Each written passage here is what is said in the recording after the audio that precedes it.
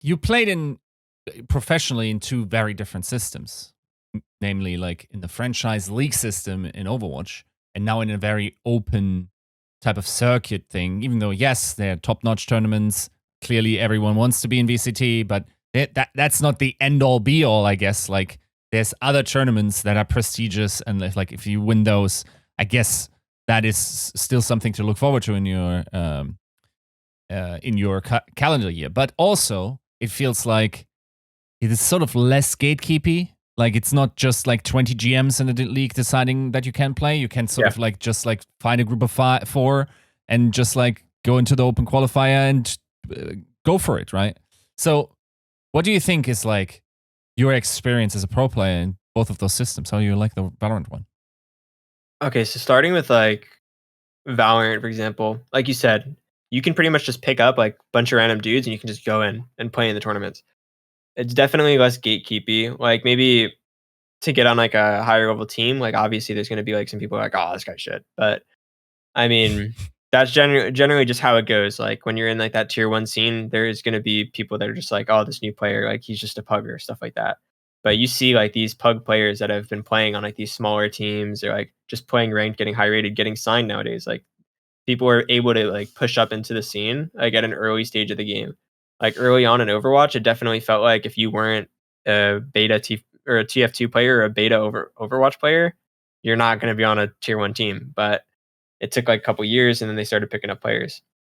But in this game, I definitely feel like there's a lot more, like there's more options. You have NSGs, you have VCS, and then for the VCT stuff, you have those open qualifiers that you can play. Obviously, like it's really rough competition. Like only 16 teams were making it, like 16 teams total were making it to like those closed, and it's like you have 8 teams at once making it. So it's like if you're not making top 8, you're not making it through, and then you have to go to play the next one, and then you have to play top 8. But now I'm pretty sure it's only one open qualifier for it, so it's like even more like rough competition. And then there's a good amount of downtime between them if you're not like actually making those like masters or those like closed challengers events. But for like smaller tournaments and stuff like that with Overwatch, you have like contenders, you have like that type of circuit. But I feel like there's not really much like what's the word? There's not much coverage going into it. Like you don't really have people covering contenders, going into contenders, and like really promoting these types of players. But you have like Nerd Street for a TO, for example, and like all of these like weekly events that people are playing in like nonstop. And a lot of these players are like even like the bigger orgs, like you have like tier one teams like XSET, for example, playing in like these smaller tournaments. And these tournaments are like really letting people like get their name out there and have that opportunity to make those bigger teams. So I think like I'm kind of enjoying the Valorant one because it's like traditional tournaments are like really, really fun in the aspect of like, hey, if I lose this game, I'm out. Like you're on the knife's edge, like whenever you get into those playoff type situations. And in Overwatch, it felt like, I mean, for franchising, for example, like you get all those like regular stage matches. And some of them, for example, are like way back when, like for example, like Shanghai versus Boston, when they're both like last place, like barely like winning anything. It's just like it's going to be like a resident sleeper game. Like you have some of those games where it's like you just don't want to watch. But it's like in Valorant, I feel like a lot of these games are like very close, and you have like teams like everybody's just like clawing at each other to get those wins, and it's a lot like closer, like more interesting type of games in that type of format. But I think with like the fact that it's an online right now, I feel like a lot of people with open circuit events like this have problems with travel. Because like say COVID wasn't a thing right now, like we'd be traveling for events left and right. So right now everything's online and everybody's just playing from home. But a lot of the drawback of like open circuit is that like say one week I'm in Poland, next week I'm in NA again, and then I'm over here in like Amsterdam or something like that. It's like you don't have like this nonstop like travel and like stuff like that that I feel like was leading to a lot of people having burnout in more open circuit type games. So yeah, I think like you definitely feel like open circuits like, oh, it's amazing. But since you don't have to travel, like that main big issue with open circuit where it's just like nonstop traveling flights everywhere, it's just like that big problem's not there. So I'm not really too sure. how it's going to be in the future when like travel bans are like lifted and COVID's not really too big of an issue and like people can travel wherever. But right now, like I do enjoy the tournaments and like knowing that hey, if I lose this, I'm just out and I have to like it's definitely more of like what's the word, like adrenaline type rush. Like when you're in those like clutch situations, like you feel like you go crazy when you're in like a clutch and it's like 11-11 or something like that, like those high end score lines, and you know you could go home next round, or like you know that you're gonna knock these guys out next round. Like it's really hype. Like I feel like there's a lot more hype in these types of events. But with franchising, like you do get to like, for example, League of Legends, like you get to those worlds matches or those MSI or like the playoffs. And it's like it's the same type of thing. But I mean, obviously, like you said, you got like the GMs deciding how the league's gonna work and it's more gate kept. I'm not really sure what the better format is, if like one's better than the other. But obviously franchising is like more of like the corporate entity type thing, I guess. So it's like maybe you never know like down the line like it's gonna be franchising. But I think both of them have like that level of hype. It's just open circuit, like every tournament is, hey, you can get knocked out right now. And all these matches are gonna be like hype in that aspect. Right. Now, currently, you find yourself in an interesting position in your career. I mean, you're currently sort of inactive on FaZe. Is there something that you feel currently, even though it's all relatively open, but sometimes there are still systems in place that can gatekeep, but maybe not as, you know, defined or well known by the public. So, do you feel anything like that? Anything that's holding you back, or do you feel completely in charge of your own destiny?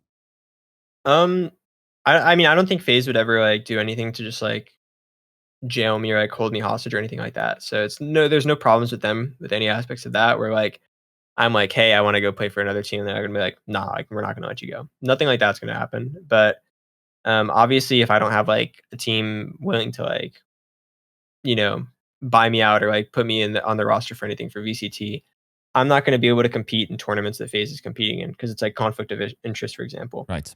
So like say if I'm still inactive on FaZe's roster, but I don't have like an actual different team that I'm on, I'm probably not going to be able to be playing in like VCT, for example. But I'm sure like maybe I could be playing in like those unsigned tournaments and stuff like that, and being able to play like NSGs, BCS, for example, and all those other like mini tournaments. But as of right now, maybe I might just be missing out on VCT. But I mean, I think the future's fine, future's bright, and with time, like things will be fine no matter what. Can you? So Sorry, go on. no, no, you're good. This show is just like Right. done pretty much. Can you explain sort of like what you in your mind your next chess moves are in your career? I mean, right now, like, I pretty much just have to go and look for teams that are interested in like getting me on their roster. And like, I mean, right now, like, there's been a lot of like not controversy, but you see like people like talking about outrageous buyouts and stuff like that. And a lot of teams are just like not interested in paying money right now because like, I mean, if you're not like a top level team with like a lot of funding, like obviously you're not going to want to pay like a ton of money for a player.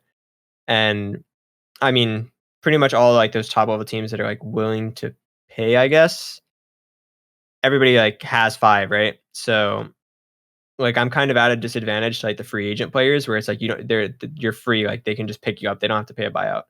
So, I mean, for right now, I just need to, like, essentially just sit, like, wait, see my options out, and if I don't really have any options for, like, this upcoming VCT, I think I'd probably just have to play, like, on an unsigned team for a little bit and play in, like, those smaller tournaments until, like, I'm able to join, like, one of those organizations that's gonna, like I don't wanna say, like, just get me out of my contract, but it's like I can't play in VCT, Right. obviously. It's a Yes. conflict of interest, like, Yeah. straight up, VCT is the end game of Valorant. Like, everybody you wanna be getting into those masters, you wanna be getting into champs.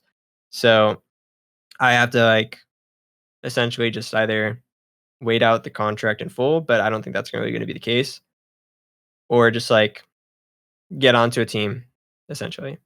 But if I'm not on a team, I'm probably just gonna be playing unsigned tournaments and just, like, keeping myself in shape, keeping my mechanics up, keeping my game sense up, all that, and then just going with the flow until then. Have you participated in trials? Yeah, I've trialed for a couple teams. I mean, things obviously didn't work out, buyout stuff, for example, is a little bit of a problem. Mhm. But I mean, yeah, tryouts are like definitely a bit like weirder in this compared to like Overwatch. Like I feel like Overwatch is like really obvious, not obvious, but it's just like you're doing a tryout and you know like who you're trying against, who you're trying with, stuff like that.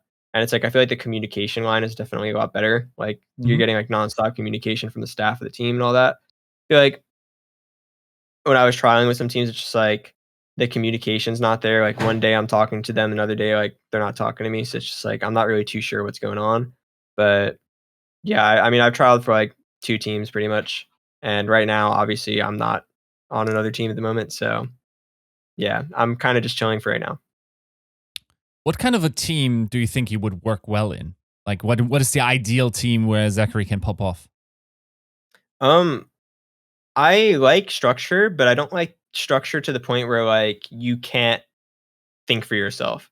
Like, like, for Fusion Uni, for example, it's like everybody has each other's back, and, like, we have, like, that type of, like, idea. Like, we know how we wanna play, we know how we like to play.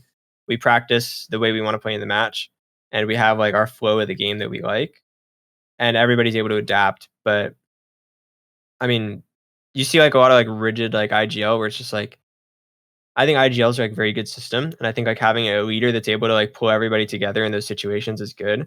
Like, that type of system where it's, like, you have, like, one main voice that everybody, like, pretty much listens to, but when the opportunity arises that you have, like, this, like, idea or this play that you can make or, like, you can call for, like, the team to work, where, like, everybody's voice is, like, heard and you're able to make those plays. But I do feel like when I have, like, that type of chemistry with people where it's just, like, everybody's on the same page, like, everybody puts in that effort in, like, the server and in the review and all that to get, like, on the same page, same ideas of the game. It feels like I just understand what's going on a lot better. So not too strict to the point where, like, I can't make any plays, but not too free flowy to the point where I don't know what my teammates like to do or what they wanna do. Right. A nice little, like, happy medium. And I feel like for agents wise, like, anything with for, like, either sentinels or smokes. And then, like, I mean, with FaZe, for example, like, I played Breach for a little bit, and I was, like, flexing onto, like, Breach. So, like, if there's, like, say, a map where you wanna drop a Sentinel completely, and I could play, like, Breach or maybe, like I don't know if I wanna reach for Skye, but, like, Breach, Skye, like, those types of agents, like, I do feel like they're definitely one of my better, like, flex agents, where, like, for Overwatch, for example, back in the day before role lock, like, I'd drop off of, like, DPS, for example, and hop on Zarya. It's like, it feels like I have that type of, like, flex attribute where I can pick up different agents, but right now, I do feel like my strong suits are on, like, sentinels and smokes. So those types of, like, supportive, like, helping, like, agents with, like, the info and all that. But on a team where it's just, like, everybody's, like, pretty much just got each other's back, like, free like, not too free flowy, but not too strict. Right. Then we hope your search goes well, and we wish you the best of luck in 2022. Thank you. You've reached the end of the Valorant interview with ZachaREEE. Now, we do have one about Overwatch with him, and there he also draws comparisons to the experience of Valorant. He makes some quite interesting comments about how the communities differ and also how pro players communicate and the difference and the contrast between Overwatch and Valorant there. So, if you followed ZachaREEE or are interested in that contrast from a player that has played at the highest level in 2 games, go over to GG Recon Overwatch. Link should be in the description.